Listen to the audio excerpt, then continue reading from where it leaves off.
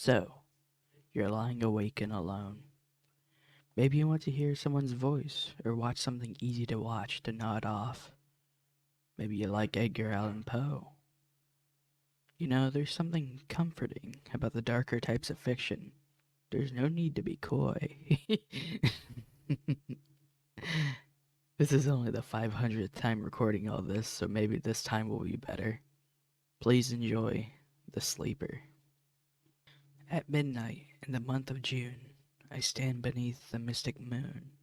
An opiate vapor, dewy, dim, exhales from out her golden rim, and softly dripping, drop by drop, upon the quiet mountain top, steals drowsily and musically into the universal valley. The rosemary nods upon the grave, the lily lulls upon the wave, wrapping the fog about its breast, the ruin moulders into rest. Looking like Lethe, see the lake, a conscious slumber seems to take, and would not for the world awake. All beauty sleeps, and lo, where lies Irene with her destinies.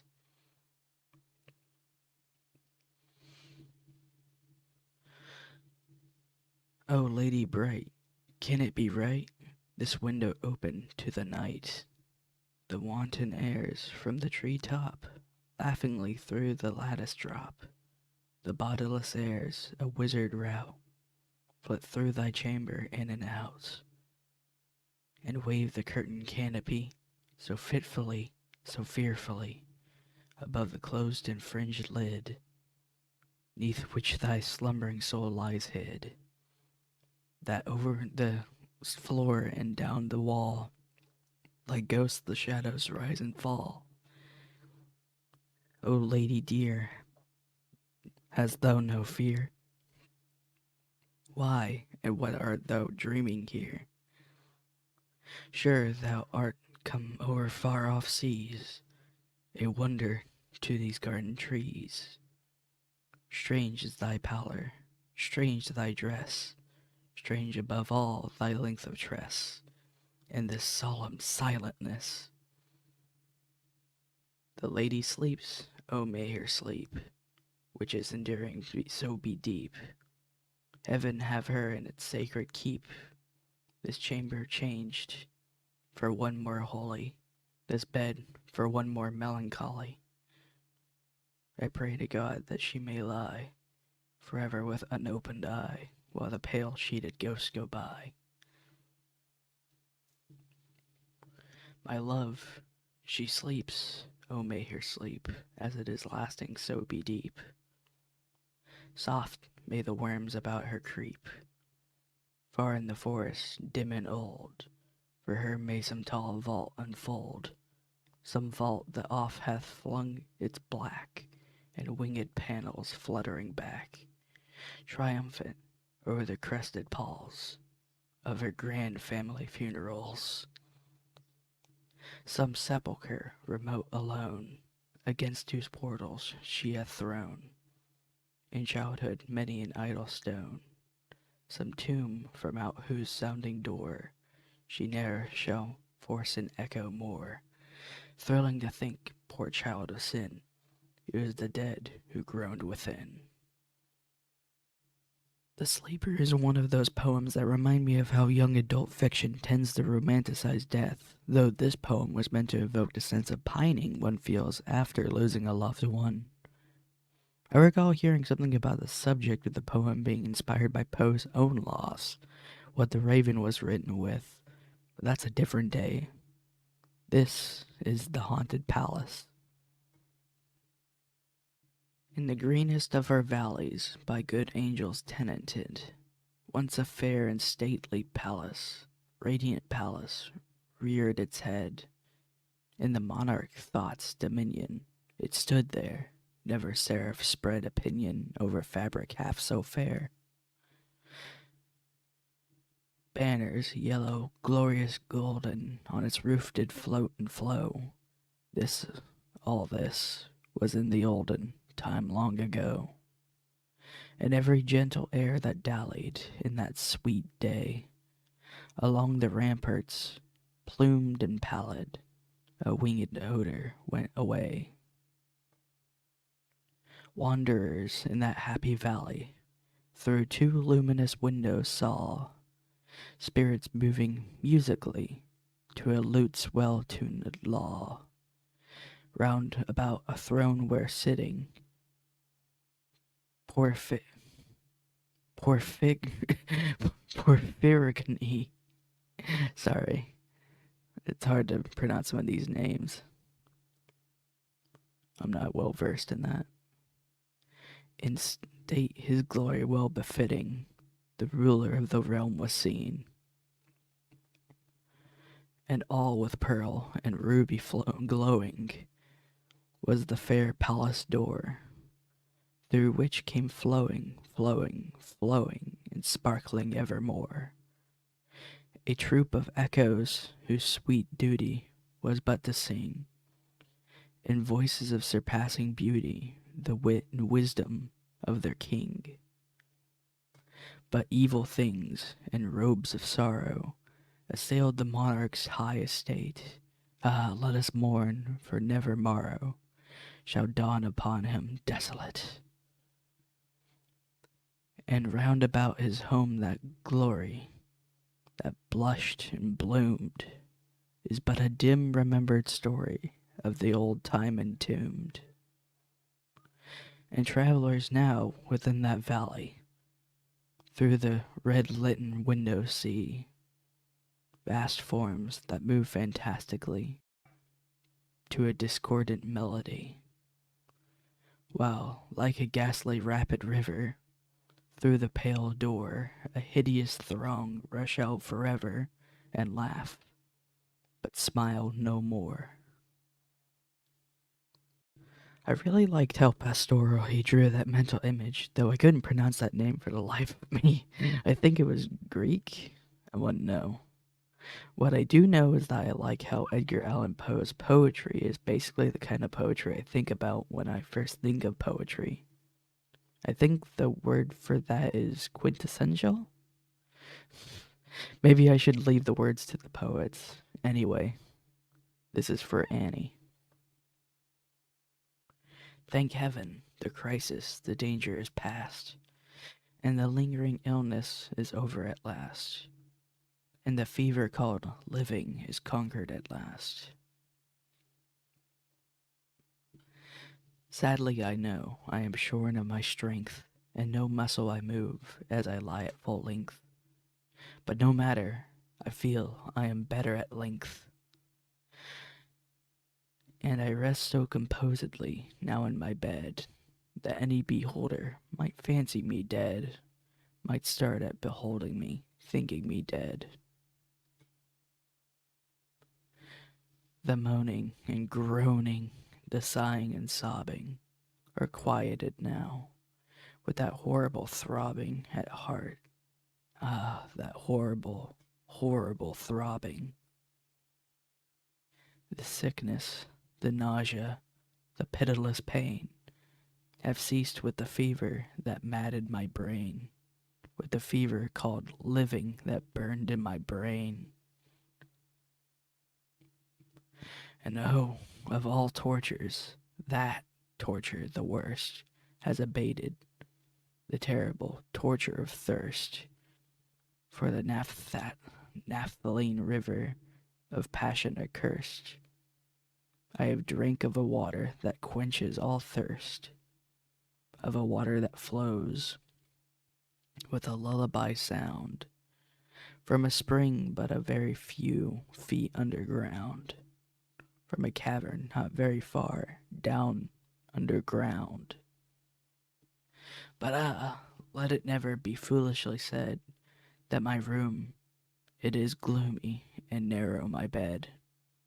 For a man never slept in a different bed, and to sleep you must slumber in just such a bed. My tantalized spirit here blandly reposes, forgetting or never regretting its roses, its old agitations of myrtle and roses.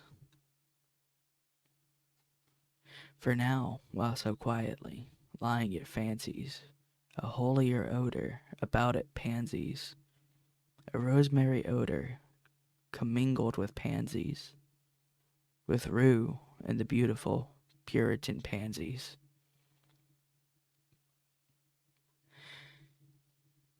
And so it lies happily, bathing in many a dream of the truth and the beauty of Annie, drowned in a bath of the tresses of Annie.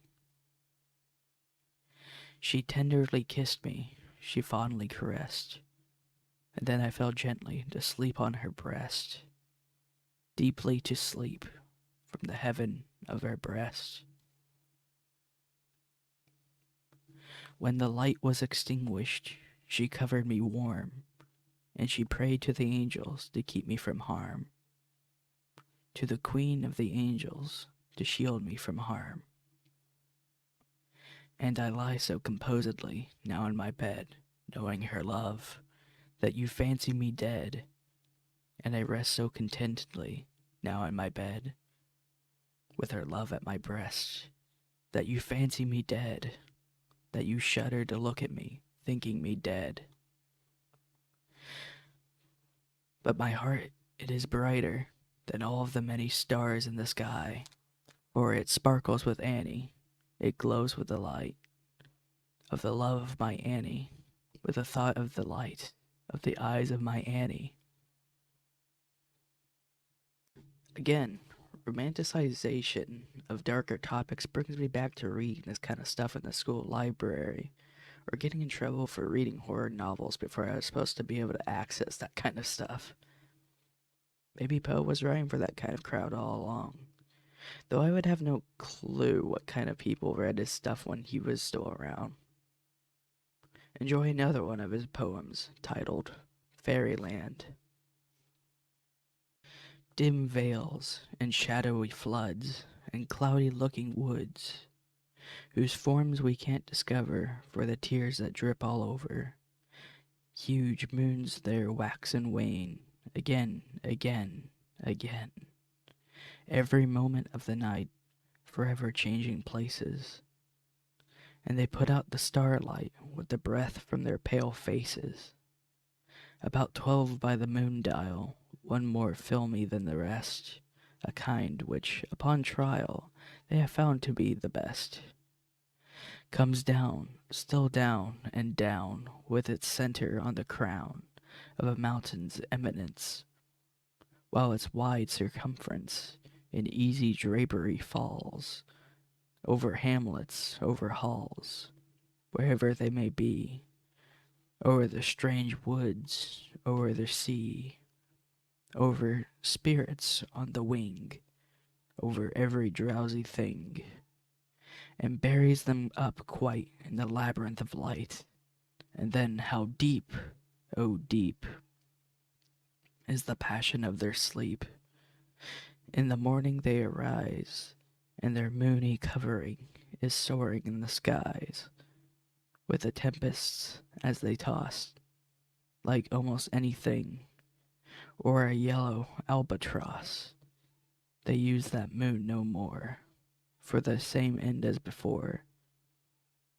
Vidilescent a tent, which I think extravagant, its atomies, however, into a shower to sever, of which those butterflies of earth, who seek the skies, and so come down again, never contented things, have brought a specimen upon their quivering wings. That one was pretty. Very fitting for sleep, too. I think I'll read just one more before heading off myself, and that will be The Conqueror Worm. Lo, it is a gallant night, within the lonesome latter years, an angel throng, bewinged but light, bedight, in veils and drowned in tears, sit in a theatre to see a play of hopes and fears, while the orchestra breathes fitfully the music of the spheres. Mimes, in the form of God on high, mutter and mumble low, and hither and thither fly. Mere puppets they who come and go at bidding of vast formless things that shift the scenery to and fro, flapping from out their condor wings invisible woe. That motley drama, oh be sure, it shall not be forgot, with its phantom chased for evermore by a crowd that sees it not, through a circle that never returneth in to the self same spot, and much of madness and more of sin and horror the soul of the plot. But see, amid the mimic rout, a crawling shape intrude, a blood-red thing that writhes up from out the scenic solitude. It writhes with mortal pangs. The mimes become its food, and seraphs sob at vermin fangs, in human gore imbued.